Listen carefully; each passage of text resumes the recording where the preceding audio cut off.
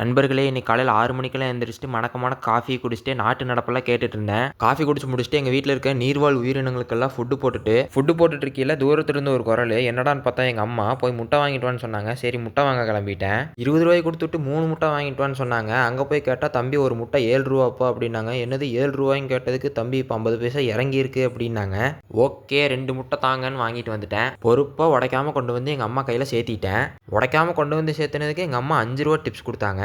அந்த 1 ரூபாயும் கொடுத்துருக்கலாம். அப்புறம் குளிச்சு கிளம்பி காலை உணவு அருந்திட்டு காலணிகளை மாட்டிட்டு கல்லூரி கிளம்பிட்டேன். அங்கே போய் பார்த்தா நம்ம நண்பர் சூர்யா ரொம்ப நாள் கழிச்சு கல்லூரிக்கு வந்திருக்காரு. தலைவர் கார் எடுத்திருக்காப்புல.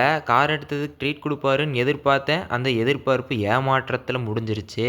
அண்ணனுக்கு கார் வாங்க காசு இருக்குது, காப்பி தண்ணி வாங்க காசு இல்லை.